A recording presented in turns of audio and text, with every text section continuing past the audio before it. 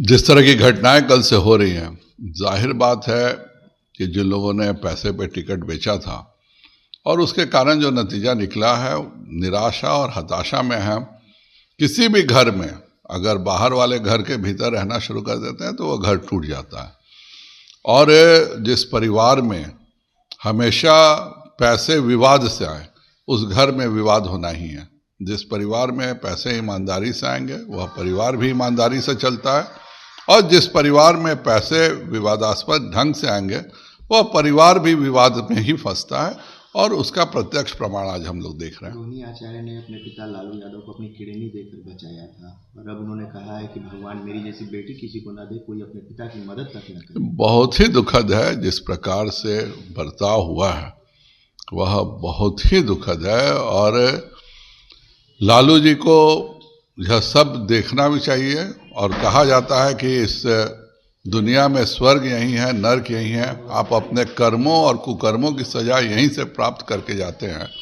इसका हम प्रत्यक्ष प्रमाण दे रहे हैं कि जिस बेटी ने सब कुछ अपने पिताजी के लिए किया, आज उसी के घर से मैं तो वो शब्द का प्रयोग नहीं कर सकता हूँ जिस शब्द का प्रयोग करके वह बोली है कि मुझे उस तरह से मार करके निकाला गया। यह न बिहार की परंपरा है, न यह इस देश की परंपरा है।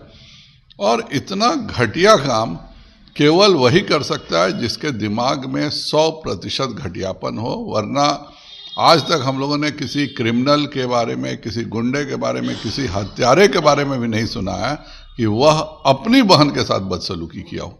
जन स्वराज के जो है पवन वर्मा, उनके द्वारा कहा गया कि वर्ल्ड बैंक के 14,000 करोड़ रुपए बिहार विधानसभा चुनाव में दिए गए। पवन वर्मा जी को यह जानकारी लगता है अचानक मिली है, तो यह उनका प्रॉब्लम है।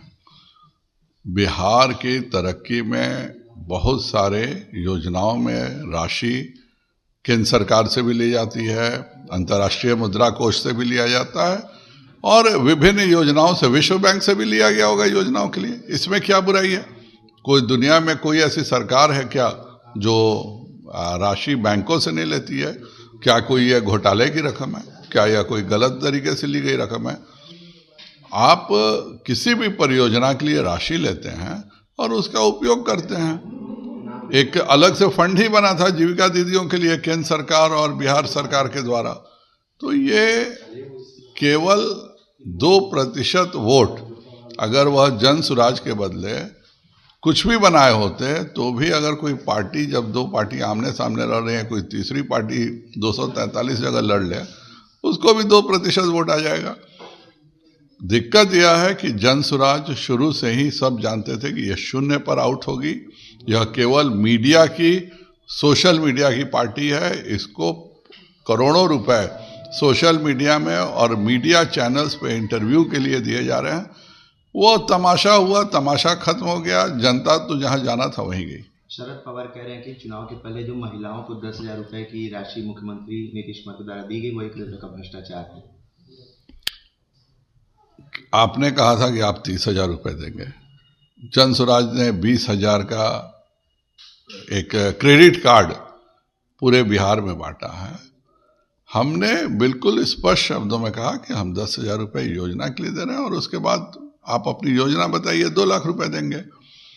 इसको, इस प्रकार की बातें करना, भ्रष्टाचार इसको जोड़ना, वो लोग हैं जो लोग घोटाले करते हैं।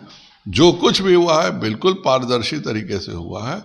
और महिलाओं को आर्थिक मदद करना, मुफ्त में बिजली देना, पूरे देश में मोटरसाइकिल से लेके हर सामान में जीएसटी कम करना। क्या पूरे देश में चुनाव था क्या? फिर दीपावली के समय जीएसटी 18% से घटा के 5% हुआ। बहुत सारे पे जीएसटी शून्य कर दी गई। सरकार ये पॉलिसीज बनाती है, करती है, जिन्होंने आज तक गरीबों के लिए कुछ नहीं किया, जो लोग सिर्फ घोटाले करते रहे, उनको ऐतराज है कि क्यों हम गरीबों को मदद कर रहे हैं।